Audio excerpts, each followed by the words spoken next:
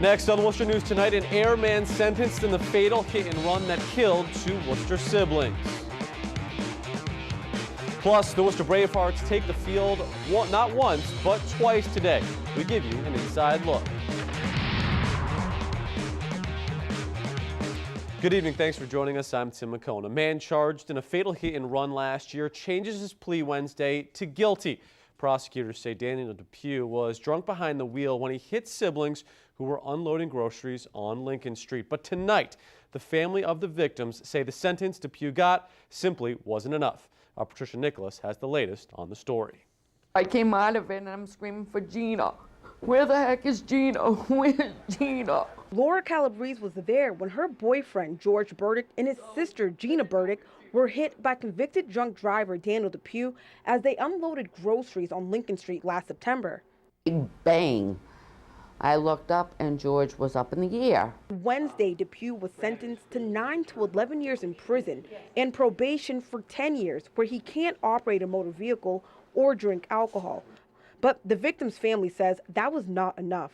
9 to 11 years, we're looking at 39 to 41. What is that? You might as well just let him go home. As far as my eyes can see, he got away with this. I don't care if he got 9 years or 10 years.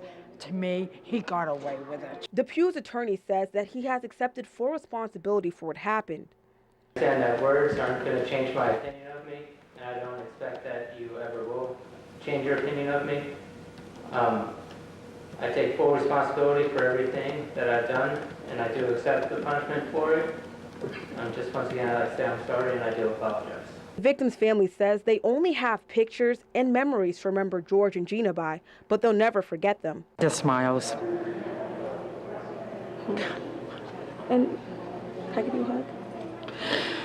Thank you. I love you, George. Love you too, Gina. Now you can rest in peace. And that was our Patricia Nicholas reporting. People driving in Northboro find a toddler wandering in the middle of the street. Police say on Monday morning, two drivers spotted a 20-month-old boy walking on the double yellow line on Church Street. It turns out the child had wandered away from a daycare. The daycare owner, Melissa Tatton, told police she had brought 6 other children out for a walk when she realized she was one child short. Right now, she's not facing charges. The jury finds a woman guilty Wednesday of robbing a disabled lady of her lottery winnings. 41-year-old Wendy Laporte was found guilty of armed robbery while masked and assault and battery on a disabled person for the 2014 incident. That's when Laporte and co-defendant Saeed McKenzie followed a 48-year-old woman with cerebral palsy and her mom to a Shell station on Lincoln Street, where the two cashed a $400 scratch ticket. McKenzie and Laporte jumped them in the parking lot and took the cash. Laporte was sentenced to 2.5 to 5 years on the robbery conviction and 2 to 3 years on the assault and battery conviction. McKenzie pleaded guilty in March and was sentenced to 10 to 12 years. According to newly released data on campus safety, nearly 100 colleges and universities had at least 10 reports of rape on their main campuses in 2014. Here in Worcester, a rape victim is suing a university for not protecting her when she was studying abroad. Our Olivia Lemon spoke to sexual assault counselors who say there needs to be more education. The reason why sexual assault is such an issue is primarily because we tend to blame victims. Marie Vasquez is a college campus advocate for sexual assault survivors. She says in today's culture, people tend to take the responsibility away from the perpetrators and put it on the victims. It doesn't matter if you're wearing a short skirt or if you're wearing pants or leggings. This is something that is the 100% fault of perpetrators. In 2012, a WPI student was raped by a security guard and student-provided housing in Puerto Rico. The student and her parents filed a lawsuit against the school, blaming them for failing to provide safe housing. The school's insurance carrier at the time of the rape took responsibility for the case.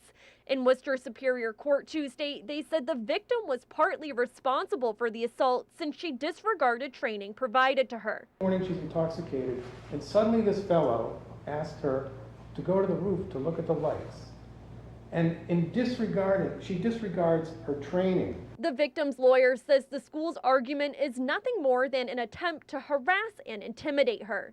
And to say that you're not arguing that she was, or that defense counsel is not arguing that she was a cause of her own rape, no matter which way you try to couch your argument, that's exactly what you're trying to say. The perpetrator is always at fault. That's the most important thing. And once people can really, really get that in their head, then that's where the blame will start getting put, and that's where it should be. Kiana Langley Carr is a sexual assault counselor at Pathways for Change in Worcester.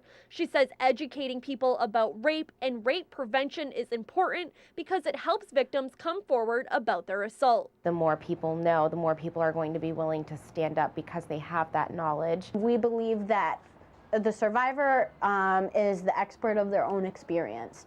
Olivia Lemon, Worcester News Tonight. Worcester police are looking for a gunman who had held up the dollar store on Lincoln Street. Officers responded to the store shortly after 8 last night. The cashier told authorities that a man entered, pointed a gun at him, and demanded money from the register. He handed over an undisclosed amount of cash before the suspect ran off. The suspect is described as a Hispanic male, approximately 6'1", in his mid-20s to early 30s, wearing a red hat and a black hooded sweatshirt. Anyone with information is asked to contact Worcester Police. A Worcester man is facing a number of drug and firearms charges after police executed a search warrant at his home. Members of the Vice Squad searched an apartment at 33 Providence Street around 6:30 this morning. They found 32-year-old Michael Loco inside, along with a gun, 6 bags of cocaine, digital scales, and drug packing material. The Worcester Bravehearts take the field Wednesday for not 1 but 2 games. This only happens once a season. The Bravehearts beat the Bristol Blues 6-3 this morning. The team then falling to the Wareham Gatemen of the Cape Cod League 12-1 in an exhibition tonight. Assistant General Manager Anthony Cahill says the start of the season has been great and the fans have been loud and encouraging. Good crowds, really good crowds. We're averaging 2,700 fans per game. The stadium holds 3,000, so we're happy with the start, definitely. Bravehearts are currently leading the West Division with a record of 4-1.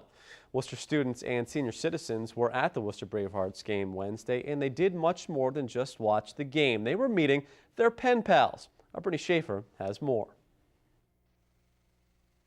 I saw the kids earlier all together saying, well, which one do you think is mine? 6th graders and senior citizens met Wednesday after 4 months of writing to each other. It was just fun. You walked into the room and everybody's quiet, and it was like a library. They're all writing and thinking. I knew she was a really good kid, the way she wrote back, so I'm really happy to meet her. 6th grade students from Tatnick Magnet School and the Worcester Senior Center took part in a Penpal Club.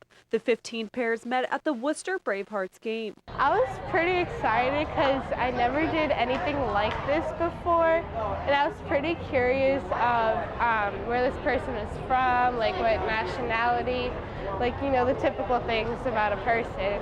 This is a wonderful experience to have. As a former teacher, I enjoy this experience very much. The Worcester area volunteers Rita Sullivan says this is a great learning experience for both age groups. We got involved with people saying, I can't hit spell check. How do you spell this? It was just an incredible experience. While writing each other letters, the students and senior citizens spoke of their life experiences. Sullivan says with the age gap, the pen pals most likely would not have met. We got to speak about the first time we went to a baseball game, what were you doing, summer vacation and spring. It's different stories, and they were very endearing and heartwarming, and we really appreciate the opportunity. Brittany Schaefer, Worcester News Tonight.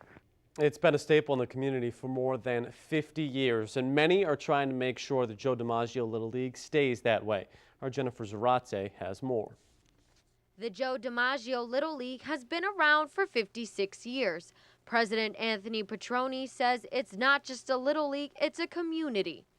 Hundreds and thousands of kids over this 56 years have come through here. I like being a part of this team because we get to equally share playing parts such as pitcher, catcher, defense, first base, second base, center field, right field, left field, shortstop, and third base. On Thursday, June 9th, a historical commission meeting will be held at City Hall to discuss the future of Our Lady of Mount Carmel, which Petroni says threatens the closing of the DiMaggio field. Although no one specifically has contacted me, it's our belief that if the church is taken down, then our Little League would be in jeopardy because the diocese would probably want to take this land along with the property that they're going to be taking down. Petroni says he and members of the league strongly believe the field should not be a part of what may be going on with the church. We're looking at it as two separate things right now, and we're hoping that the community will rally around the children in the east side and help support us if this should come to fruition. Delma Betancourt's daughter has played in the DiMaggio Little League for 4 years. She says the league has helped a lot of kids. We're like a big family here. We know everybody, everybody knows us. I just hope to God that, at least just leave the park for them, the field, so they can play. Because this is one thing, you teach the kids now, you'll keep them off the street too. Audrey Perrone has 2 grandchildren playing t-ball for Joe DiMaggio and has 2 more in the DiMaggio Little League. We've been doing this for a very, very long time, and the kids love it. What does it mean to you to be a part of this team? Awesome and great. Awesome and fun. We play fair, we play nice, and we do teamwork. Save our field! Save our field! Save our field! As you can see, the Joe DiMaggio Little League has given back to families in this community. In Worcester, Jennifer Zarate, Worcester News Tonight. An online petition to support the Joe DiMaggio Little League is now up to more than 2